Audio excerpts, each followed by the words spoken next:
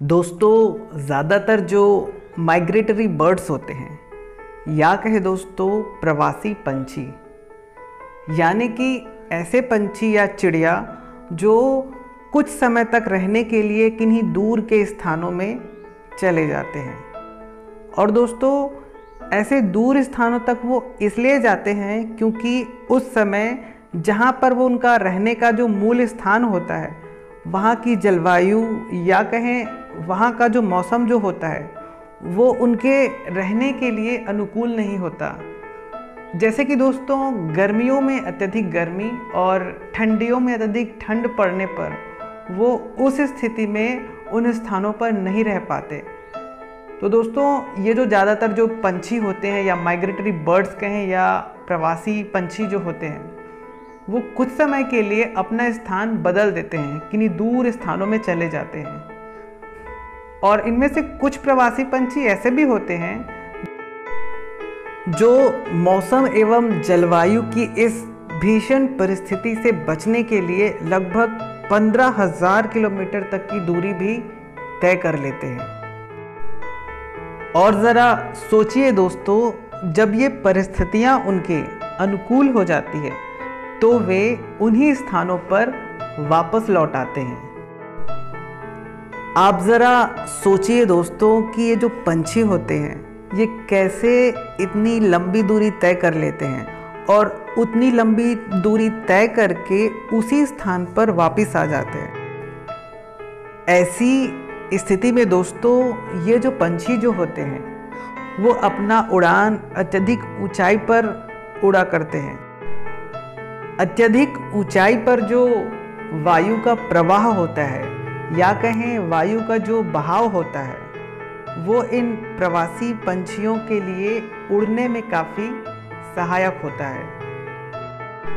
ज़्यादातर ऊंचाई पर जो हवा होती है वो काफ़ी ज़्यादा ठंडी होती है और इस ठंडी हवा का सबसे ज़्यादा फ़ायदा ये होता है कि जब ये उड़ती हैं, ये जो पंछियाँ या ये प्रवासी पंछियाँ जब भी उड़ते हैं तो इनके शरीर से जो ऊष्मा निकलती है या कहें जो गर्मी निकलती है वो इन ठंडी हवाओं के द्वारा ठंडी होकर के फैल जाती है, जिससे कि वो आसानी से उड़ पाते हैं।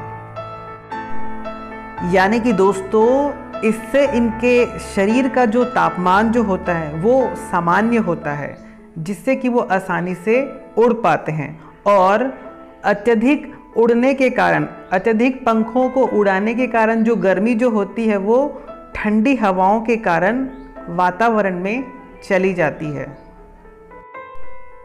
आपको जानकर दोस्तों आश्चर्य होगा कि कैसे ये जो प्रवासी पंछी होते हैं वो हर वर्ष मौसम एवं इस जलवायु की जो विपरीत परिस्थितियां होती है उससे बचने के लिए एक ही स्थान पर वापस आते हैं।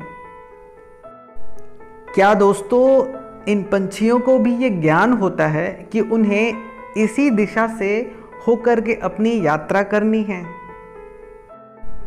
यानी कि दोस्तों, इन पंछियों को ये ज्ञान होता है कि उन्हें किस दिशा से होकर के जाना है।